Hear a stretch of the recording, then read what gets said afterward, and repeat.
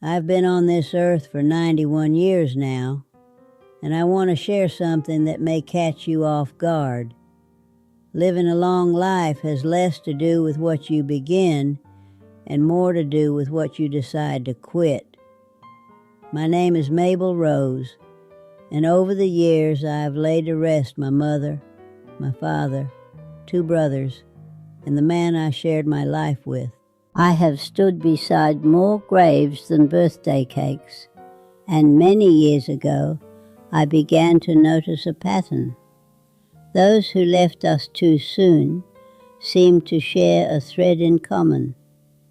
It was not fate, and it was not something written in their blood. It was the way they lived each day. They clung tightly to habits that were quietly harming them. So today I want to tell you about 7 things I gave up, and with all my heart I believe those choices are why I am still here. Listen carefully, because one of these may be wearing you down this very minute without you even realizing it. First, I stopped eating once evening settled in. It sounds like something from another era, and perhaps it is. My grandmother used to tell me this when I was a child, growing up in a small town in Vermont, but I brushed her off, certain I knew better. For many years I would eat dinner and then nibble on something while watching television. A slice of toast, a bit of pie. It seemed innocent enough, yet I began waking up weary, my knees stiff, my heart feeling heavy. Then, about 35 years ago, I finally understood her wisdom and changed my ways. Now my final bite is before dusk, around 5:30, maybe a little later in July when the light lingers. After that, I drink only water or warm tea. The body repairs itself during the night, but it cannot mend and mend if it is still busy digesting supper. Do you see what I mean? Within weeks, I felt lighter in the mornings, clearer in my thoughts. I have kept that practice ever since. Second, and this one may pinch a little, I stopped debating with stubborn people. In my younger days, I had fire in me. If someone spoke foolishly, I felt it was my duty to correct them and prove my point. What did that bring me? Elevated blood pressure, restless nights, and not a single changed opinion.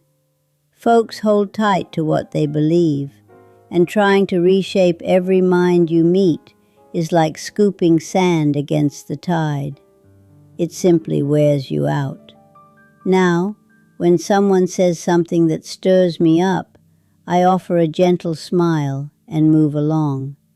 That is not surrender, that is maturity. Guarding your peace is like safeguarding your savings, because it is just as valuable. Each quarrel you avoid may very well add days to your life. I truly believe that. Third, I quit being still all day long. I am not speaking about exercise classes. I have never stepped inside a fitness center. I mean simple movement, rising from your chair. My late husband, Harold, bless him, would settle into his armchair at dawn and barely leave it until bedtime. He passed at 74. I chose a different path. I stroll down the driveway to check the mail. I circle my little yard in Georgia. I stand when I talk on the telephone. I fold my own linens. The body reminds me of a stream. When water flows, it stays fresh, but when it stagnates, it turns foul. It grows unwell. Whether you are 40 or 85, if you remain seated more than you move, you shorten your days without meaning to. That is simply how it is. Fourth, and this one took many years to learn, I released old resentments. I had a brother named Thomas. my youngest sibling, and he wounded me deeply. The sort of hurt that settles in your bones, and for over a decade I carried that pain as if it were tucked in my coat pocket. I would not speak to him, would not meet his eyes, yet he carried on just fine. He slept soundly while I lay awake. The bitterness did not trouble him. It was poisoning me. One afternoon I telephoned him and told him I forgave him. His voice trembled, so did mine. We never revisited the matter, and I felt a great weight lift from my shoulders. That is what unforgiveness does. It lodges inside you like a toxin. Doctors may give it a name, but I simply call it a quiet thief of life. It unsettles your heart, your digestion, your thoughts. Whoever caused you pain, free yourself from it, not for their sake, but for your own. The body cannot mend while the heart clings to chains. Fifth, I stopped filling my mind with troubling news before sleep. The evening broadcast. It thrives on fear and outrage. That is how it keeps its audience. I once watched every night, crimes, storms, leaders arguing. Then I would lie awake with those images circling in my head. That was a mistake. The mind needs calm before rest. If you feed it worry and noise, that is what it will turn over until morning. Now I switch the set off before supper. I read a few pages. I whisper a prayer. I sit on my porch in Georgia and watch the sparrows settle. That is how I ready myself for bed. And I sleep soundly, 7 steady hours nearly every night.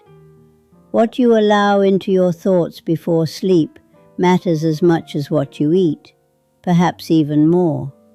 Sixth, and few enjoy hearing this, I stopped trying to satisfy everyone. For decades I answered every call. If someone asked, I showed up. If the community center needed help, I volunteered.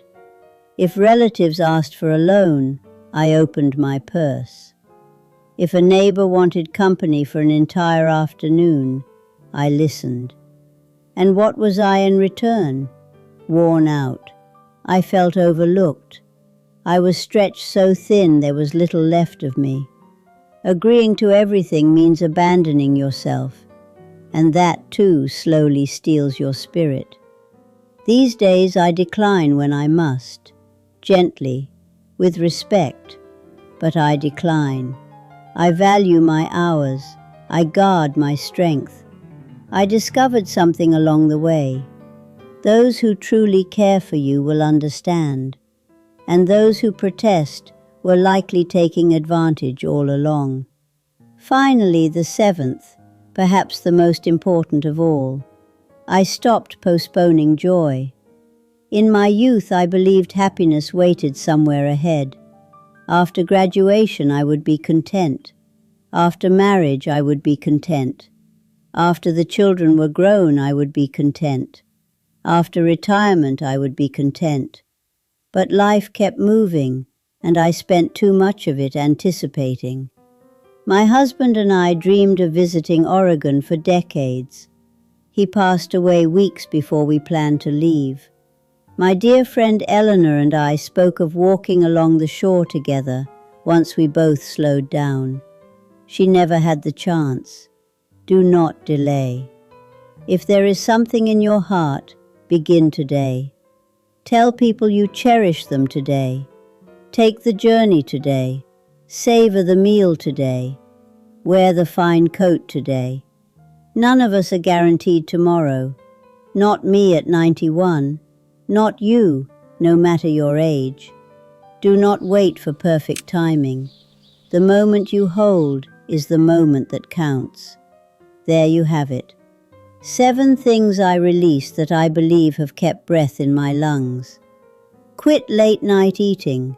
Quit pointless arguments. Quit sitting endlessly. Quit clinging to grudges. Quit feeding your mind fear at bedtime. Quit pleasing everyone. And quit postponing your life. The ideas are simple, though living them is not always easy. It is a daily decision. Every morning brings that choice. I have watched too many dear ones leave before their time, not always because fate was cruel, but because they would not loosen their grip on what harmed them. Please do not follow that path. You hold more control than you realize. You may have more years ahead than you expect if you release what is draining them away. And now, if you will pardon me, I am going to sit on my porch, because that late afternoon light is calling my name.